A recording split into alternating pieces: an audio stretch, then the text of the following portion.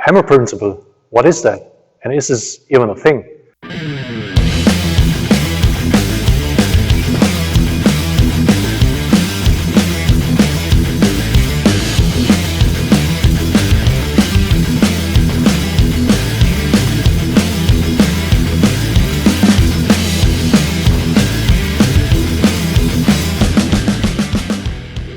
So hi guys. Okay, I've got a message on a comment section in YouTube. A guy was claiming that the position of lead hand is wrong because you can't use hammer principle from that, and the hammer principle is the most effective way to throw maybe a finger jab or punch. The idea with hammer principle is that your hand is like halfway out, okay, like this, and you strike like here. Okay, so the guy is here. If you attack the finger jab, then you would go from here, like here, instead of here, you would go like here. Okay, so now this mechanic and not this mechanic. So the problem with this is, first of all, the power line. The power line is very poor because you cannot develop very much power or strength, or how you want to call it, when you want to punch. If you try to do push-ups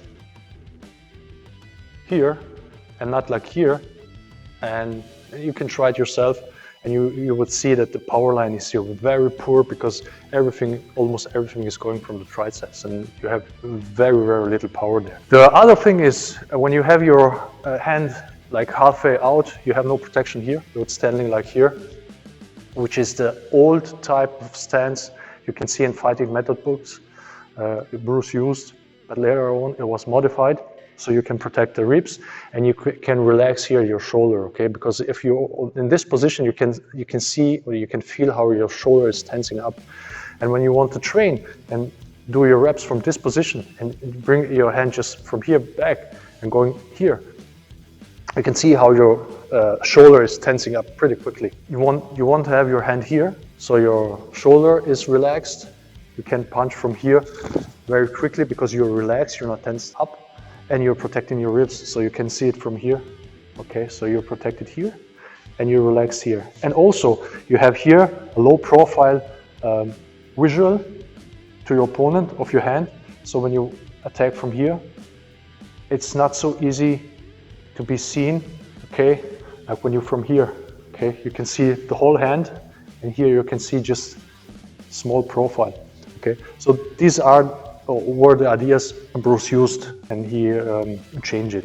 You can also see in fencer, when fencer is fencing, okay?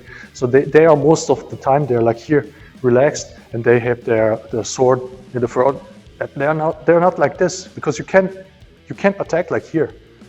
You may be closer to opponent, but you have very little travel to lead with your sword or with your hand. Okay, so you have it here, you have your distance, and then you can strike. Okay, same as here with the finger jab and the lead punch. Okay, and you don't have to.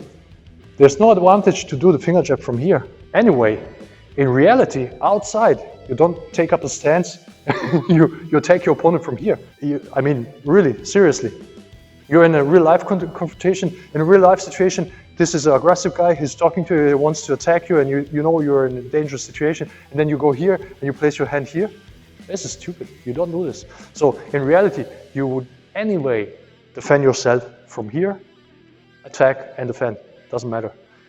And you can throw your finger jab from any position. You can throw your finger jab from this position. You can throw your finger jab from this position. You can throw your finger jab from this position. You can even throw your finger jab here, from this position, okay? So from here.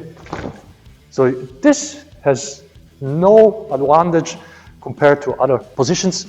It has more a disadvantage. So hammer principle is, I would say, utter nonsense. And there's another thing. Tommy Carruthers was taught by a famous JKD guy, this hammer principle as well, okay? Now, other student of Bruce Lee, later on, told me the story, that Bruce taught the hammer principle only for tournaments, so you make points. So you're here, you touch the guy, okay, and you score points, okay. It's not for power development or powerful striking, or it doesn't have any benefit The only benefit is when you're in the tournament, you're in a fight, you're in the stance, you're moving around, you place your hand slightly more forward to your opponent, and then you can touch him there and score points. That's the only reason. And then when Tommy was told that by other student, he went back to the guy who talked to him and he confronted him, and he asked, hey, you talked to hammer principle, but you never told me that this was only for competition purposes. You know what this guy said? He didn't know what to say. Okay, so be reminded, guys, these things, when you see people, they're putting labels on it, names, so it sounds fancy. They can impress people with names like hammer principle, by Jong stance, jig tech, nook tech, book tech, or whatever. Okay, this is just stance, it's a finger jab, it's on guard position, side kick. Don't care about labels, just think about practical application in a real world scenario. And the three most important principles in JKD are directness, simplicity, and economy of motion. Well, hammer principle is not really a thing. Hope this helps, and see you next time.